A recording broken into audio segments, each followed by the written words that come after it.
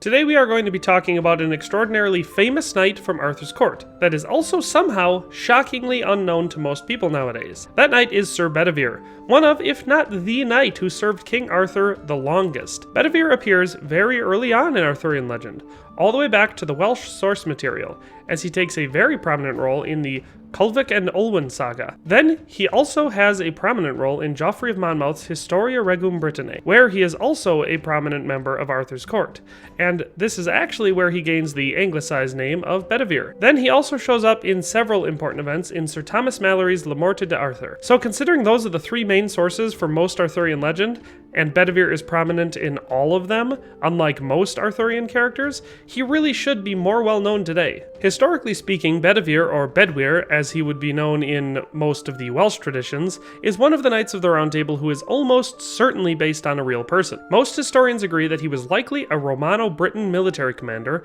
that either came from or was left in Britain after Rome abandoned the island. His military prowess, both in personal combat and command, as well as his organizational skills, and high standing in society all point to this being very likely. If he and Arthur in fact were real people in this time period, it is likely that Bedwyr would have been a high-ranking officer, perhaps a general or a field marshal in Arthur's army. But on to the legend. After all, that is the truly interesting part when it comes to Knights of the Round Table. Almost universally, Bedivere is depicted as being tall, handsome, and interestingly, one-handed. In most tales, this is depicted as an injury he sustained in combat while he was young, and in others, it is suggested that he was always one-handed. But one thing that can be safely said is that the only band Bedivere could have been the drummer for is Def Leppard. But for those of you worried that a one-armed knight can't fight very well, worry not, because Bedivere is often referred to as deadly. Mind you, they say deadly, and not skilled or perilous. In one reference, it is said that Bedivere was capable of drawing blood on the battlefield faster than any other three knights. Interpret that how you will, but to me, it demonstrates a man you wouldn't want to cross. In Culvic and Olwen,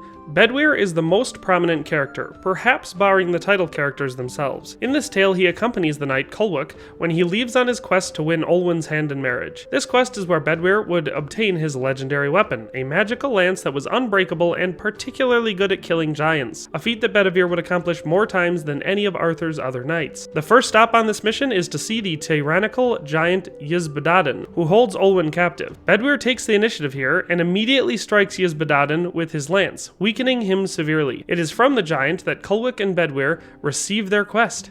Bedwyr would carry on this mission accompanying Culvic on his quest, helping him achieve the impossible set of tasks given to him by the giant Ysbaddaden. First, Bedwyr helps his friend Kay in killing Wernach the giant, another giant mind you, rescuing Mabdan ap Modran from a prison afterwards. Then he goes on to retrieve Dillis the Bearded's hares, and captures the Cauldron of Dwernach when Arthur attacks Ireland. Bedwyr also takes part in hunting down Truk Truth, alongside Arthur's dog Cavall. The tale ends on a happy note. Culvic completes all his tasks successfully with the help of Bedwyr, thus humiliating and then murdering Ysbaddaden, and eventually marrying Olwen. Now I will happily move away from the Welsh tales and into the English ones, which are far easier for me to pronounce. The next major thing that we can accredit to Bedivere is the quest that he, King Arthur, and Sir Kay went on to defeat and slay the Giant of Mont St. Michael, the legendary bad guy in the world of King Arthur. This giant had taken the Abbey of Mont St. Michael as his home, and was harassing the country around him. In fact, while on his quest, King Arthur discovers that this giant is in fact cooking and eating the children from the area, as well as despoiling, and then often eating, the fair maidens that would come to him to beg mercy for a child that was taken, or for a man that would be slain. When Arthur made these discoveries, he was right wroth, and set out with his two most trusted knights, Sir Kay and Sir Bedivere. When he reached Mont St. Michael, a small island in Normandy, King Arthur went on ahead, leaving the two knights at camp. When he made contact with the giant, a fight ensued, that even wielding the magic sword Excalibur, saw Arthur losing ground, as this was a mighty and fierce giant. Luckily, Sir Kay and Sir Bedivere were ready when Arthur left, and waited equipped and armed, so as soon as they heard trouble, they rushed to the king's aid. Coming down on the giant in a fury, Sir Bedivere plunged his lance into the giant, and then, acting in unison with King Arthur and Sir Kay, he drew his sword, and the three of them slayed the giant with many fierce strokes. Thus, they had completed their quest and freed the people of the area from the giant's tyranny. The next time we see Sir Bedivere in the source material is after an ambassador ambassador arrives in Camelot from Rome. This ambassador says that the emperor, Lucius, has noticed Arthur's power and claims overlordship over Britain as a Roman fief. The ambassador delivers a message that demands Arthur report to Rome to swear homage and agree to pay an annual tribute to Rome. King Arthur responds that following family lineage, he is actually the rightful ruler of Rome, and Lucius will pledge homage to him, or they will have war. Of course, Lucius does not respond well, and King Arthur calls his banners and goes to war against Rome. In this war, Sir Bedivere is appointed as Arthur's Marshal.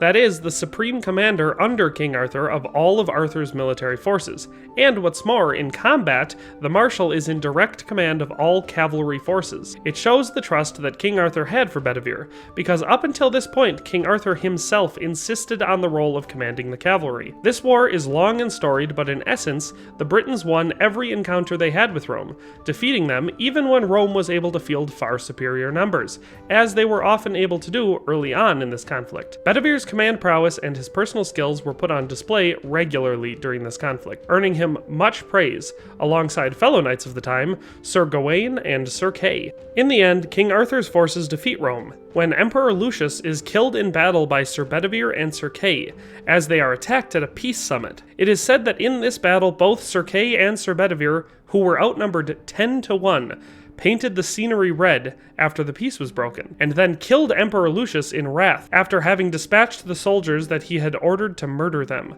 Thus they ended the war.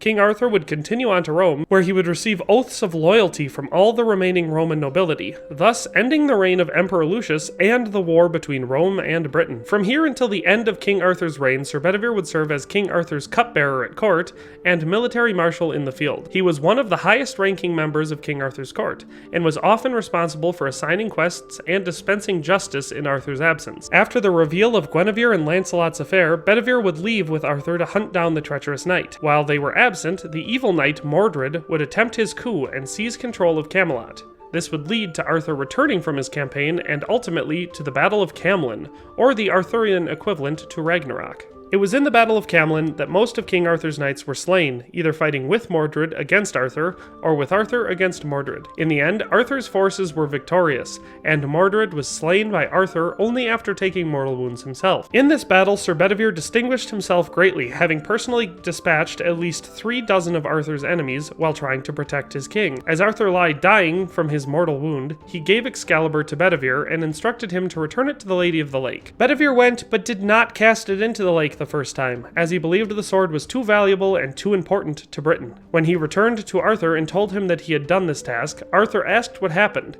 and Bedivere responded that nothing in particular had occurred. This is how King Arthur knew that he was lying, as he knew that something supernatural was sure to happen. He then again instructed Bedivere to return the sword, and this time Bedivere did, throwing it far out into the lake. As he did so, a hand reached up from the lake and grasped the sword, then pulled it down into the water. Bedivere returned to Arthur and told him this. When he did so, Arthur closed his eyes and slept. Then 3 ladies of the lake appeared out of the mists and placed Arthur on a barge, and left back into the lake.